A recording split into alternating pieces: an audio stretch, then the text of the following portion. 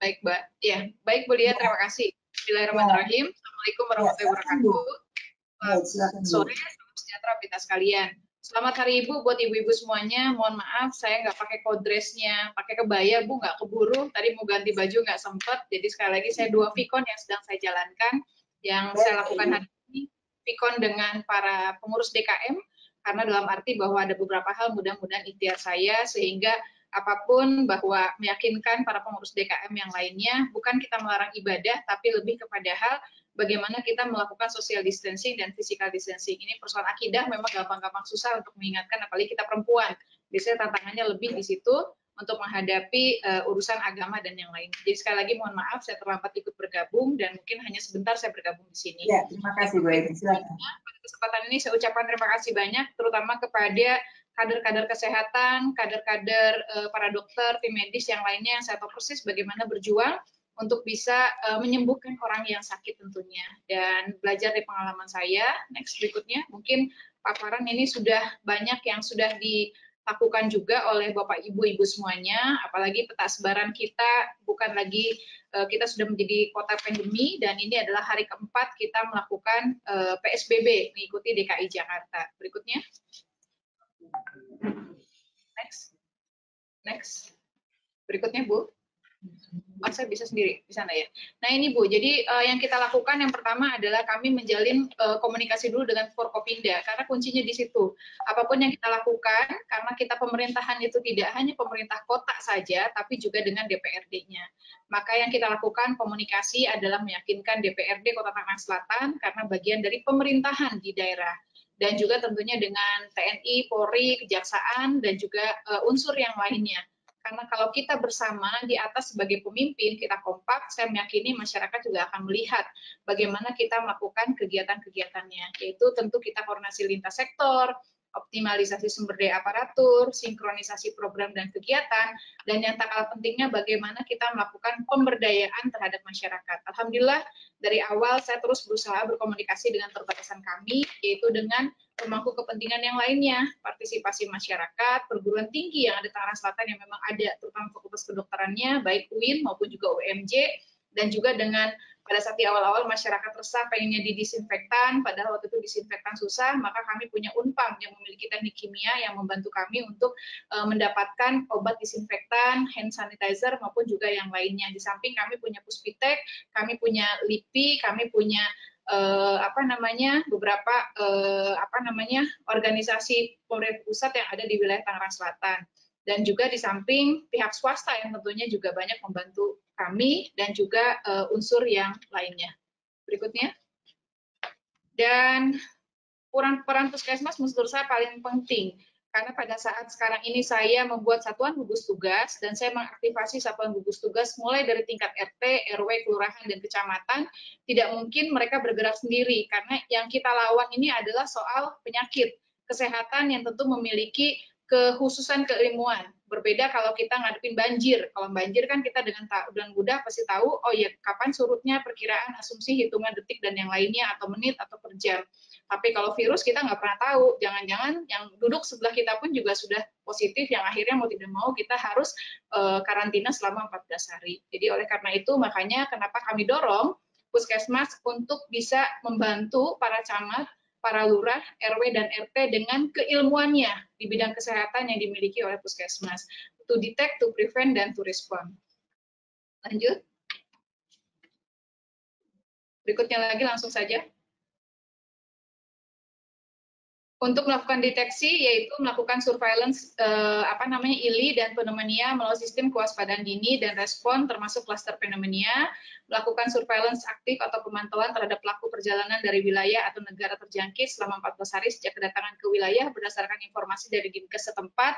Ini terjadi, Bu. Jadi pada saat diumumkan, pada saat itu Pak Presiden tanggal 2 Maret ada yang terindikasi positif karena ketemu dengan orang yang dari Jepang. Jadi akhirnya banyak berbondong-bondong orang-orang yang baru dari luar negeri datang ke rumah sakit swasta, dan itu dimulai dari Kecamatan Pondok Aren, dan rata-rata adalah orang-orang yang mampu, yang pernah ke luar negeri, yang ada di komplek perumahan, sehingga akhirnya kenapa ada 2 dokter yang meninggal di salah satu rumah sakit swasta kami, ada 1 perawat yang meninggal, karena akibat di awal itu semua para dokter dan tenaga medis tidak menggunakan APD dan yang lainnya, dan orang yang datang pun juga berobat bukan positif, sehingga akhirnya terjadi di awal itu ada epicentrum baru yang sekarang terus terang sudah masuk ke di luar komplek perumahan, terutama di perkampungan-perkampungan akibat dari misalnya majikannya positif, bosnya positif, ibu rumah pembantu yang bekerja di situ pulang ke kampungnya atau di belakang rumahnya di luar komplek perumahan, dan itu yang akibat menyebabkan penularan sehingga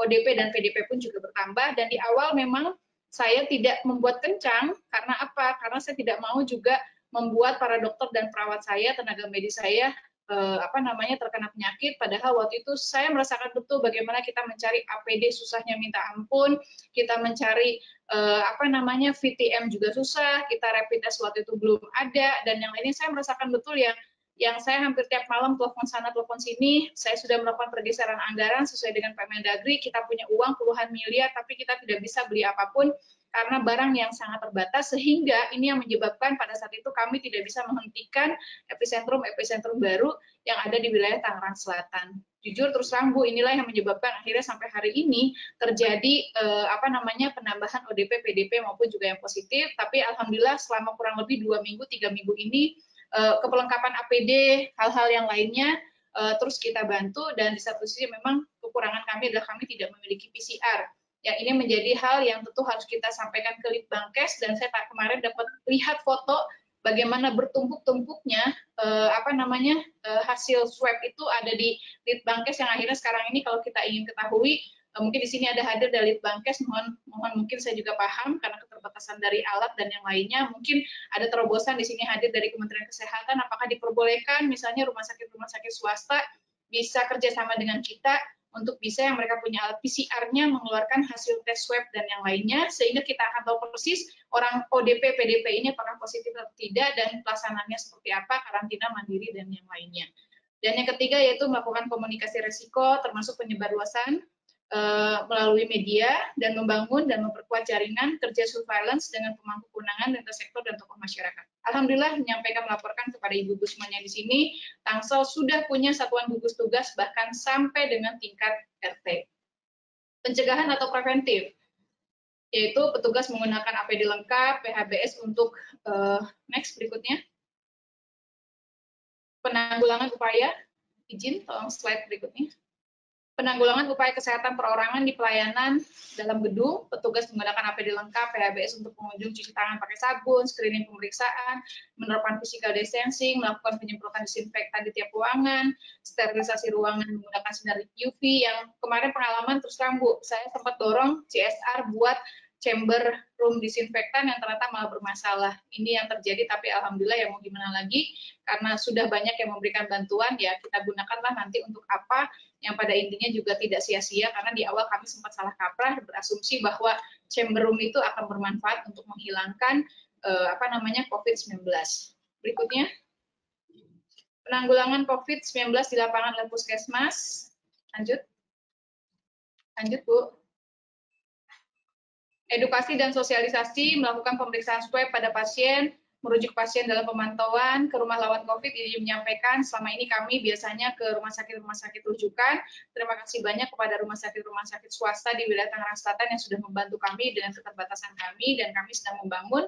Sekarang tadi informasi sudah ada 2 orang yang PDP dan ODP positif masuk ke rumah lawan COVID, itu lebih kepada hal shelter. Pemberian vitamin C, kami hampir 1 juta tablet kepada masyarakat, pendataan masyarakat, pembagian masker, mendorong para pelaku UKM, UMKM, juga CSR untuk memberikan masker, apalagi sekarang sudah diperbolehkan menggunakan masker kain. Ada lurah saya yang inisiatif sendiri membuat masker, bahkan jadi salah satu iklan dari mesin jahit, dan himbauan penerapan pola hidup sehat, sanitasi lingkungan, penyuluhan untuk menghindari kerumunan. Ini beberapa dokumentasi berikutnya yang sudah kita lakukan, yang sedang kita lakukan. Berikutnya.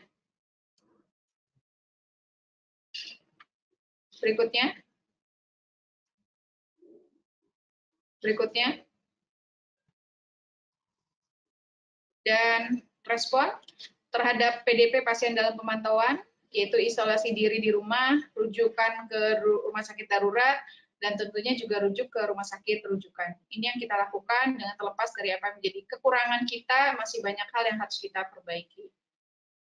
Ini mungkin sama dengan Bapak Ibu yang sudah dilakukan di DKI maupun wilayah yang lainnya. Next, berikutnya. Ini juga sama, respon terhadap ODP, ini pun juga yang kita lakukan karena sesuai dengan apa yang jadi protokol dari kesehatan. Berikutnya.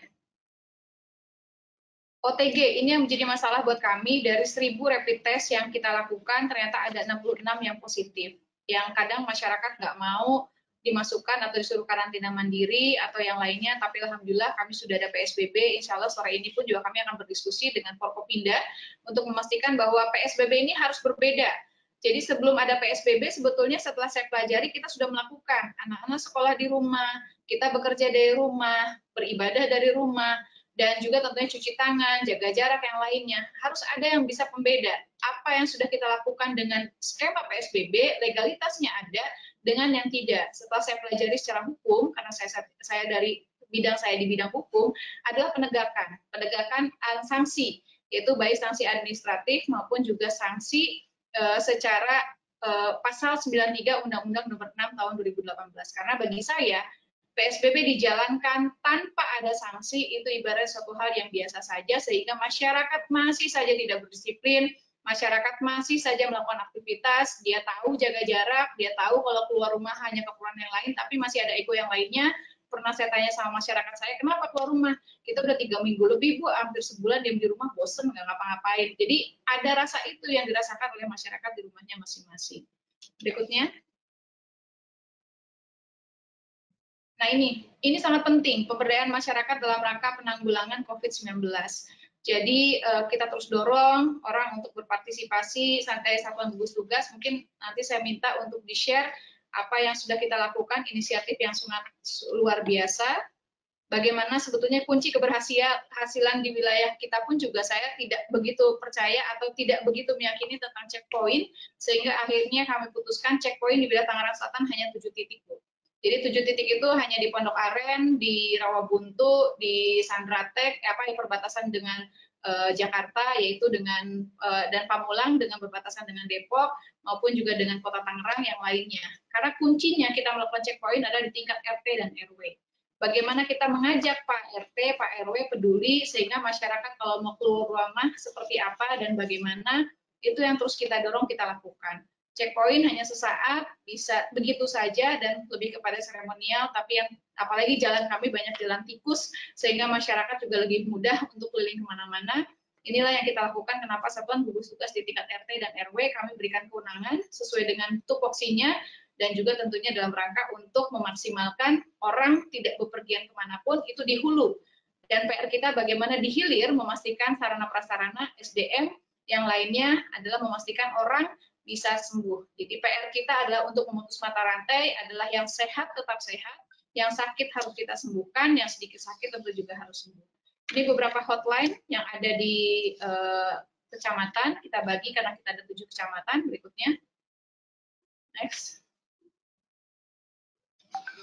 Ini peresmian kemarin rumah lawan COVID lebih kepada hal shelter, ini pemisahan untuk PDP dan ODP positif, dan ini pun juga untuk hotline penanganan rumah lawan COVID. Izin saya berbagi, Bu, pengalaman yang mudah-mudahan ini bisa share untuk di wilayah yang lainnya, di mana di salah satu klaster kami, setiap orang yang mau keluar rumah, maka itu harus izin RT RW hanya menggunakan WhatsApp dan yang lainnya. Karena kalau di komplek perumahan kan harus ada satpam dan yang lainnya. Pak Fahmi, tolong dikirim ke admin.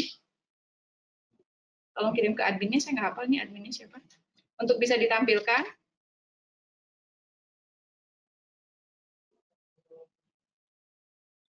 Ya mudah-mudahan ini bisa menjadi inspirasi bagi yang lainnya, Bu. Saya sangat mengapresiasi betul warga saya yang dengan kepedulian mereka mau membantu saya sehingga saya terus terang merasa sangat mudah.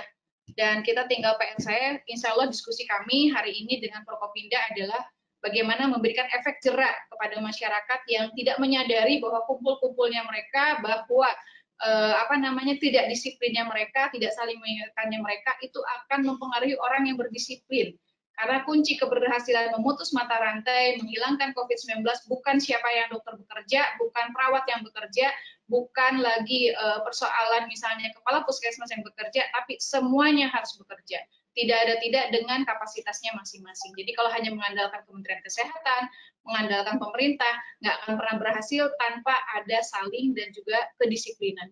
Bisa ditampilkan? Mungkin itu saja dari saya. Pada intinya sekali lagi terima kasih dan selamat Hari Ibu, selamat bekerja ibu-ibu semua. Kita semua adalah perempuan tangguh, terlepas dari apapun kita bisa menilai apakah ini ujian dari Tuhan, apakah ini azab dari Allah, hanya kita yang tinggal melihat dan men-set. Tapi yang pasti saya meyakini betul di dalam setiap ujiannya pasti ada hikmahnya. Jadi saya meyakini betul bahwa keajaiban Allah itu ada, keajaiban Tuhan itu ada, sesusah apapun pasti ada kemudahan yang Allah berikan. Jadi saya meyakini betul semuanya dari Allah, pasti Allah akan menyelesaikan dengan caranya untuk mengingatkan kita, hikmahnya itu pasti ada, tapi kita sebagai umatnya wajib untuk melakukan ikhtiar dan berusaha. Itu saja dari saya Bapak Ibu semuanya. Sekali lagi saya ucapkan terima kasih. Selamat Hari Ibu. Wassalamualaikum warahmatullahi wabarakatuh. Selamat Hari Kartini, mohon maaf. Selamat Hari Kartini, sekarang tanggal 21 April, Hari Ibu, Desember ya Bu, kalau nggak salah gitu. Jadi sekali lagi selamat Hari Kartini, mohon maaf saya nggak pakai dressnya, sekali lagi nggak keburu Bu, karena kita terus turun ke lapangan untuk memastikan PSBB ini bisa berjalan secara optimal. Terima kasih, sekali lagi mohon maaf, ada banyak kekurangan dari kami, pemerintah kota, dan berterima kasih banyak kepada pemangku kepentingan yang sudah membantu kami untuk bisa menuntaskan persoalan COVID-19 ini. Assalamualaikum warahmatullahi wabarakatuh.